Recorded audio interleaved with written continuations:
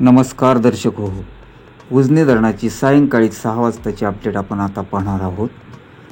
27 मे रोजी उजनी धरण प्लसमध्ये येऊ लागले।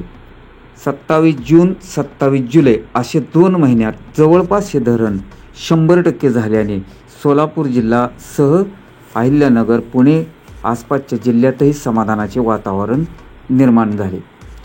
अशातच पुणे जिल्हा परिसरात गेल्या 3 ते 4 दिवसापासून हवामान खात्याने वर्तवलेल्या अंदाजानुसार मोठ्या प्रमाणात धरणाच्या पाणलोट क्षेत्रात व घाटमाथा परिसरात जो होत आहे पाऊस मोठ्या प्रमाणात, त्यातून बंड गार्डन व दौंडची आवक आता वाढू लागलेली। पुणे जिल्ह्यातील भीमा नदीवरील सर्वच धरणे जवळपास 85 ते 90% आसपास गेल्याने वरील धरणातून भीमा नदी पात्रामध्ये पाणी सोडण्यास सुरुवात झालेली आहे।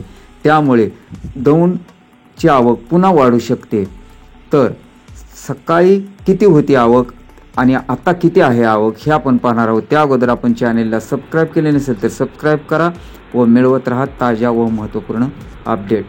दौंडची आवक सकाळी 34,233 क्युसेक्स होती, तर नंतर आता 6 वाजता ती 41,688 क्युसेक्स झालेली आहे।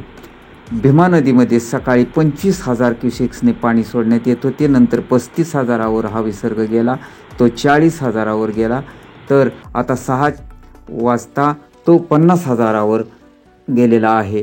तर वीज निर्मितीसाठी 1,600 क्युसेक्स असा 51,600 क्युसेक्स भीमा नदी मध्ये थेट 51,600 क्युसेक्सचा विसर्ग मिसळत आहे।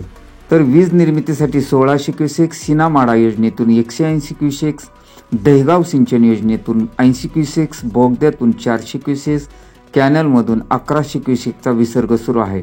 धरण जवळपास 98%च्या घरात 97.93% आणि 13 पॉईंट झालेले आहे। तर उजनी धरणात एकूण पाणीसाठा 115.70 TMC झाला आहे। उपयुक्त पाणीसाठा 52.04 TMC झालेला आहे। अशाच प्रकारच्या पुढील व ताज्या व नवनवीन अपडेटसाठी आपण चॅनलला सबस्क्राईब करा व मिळवत राहा पुढील महत्त्वाच्या अपडेट।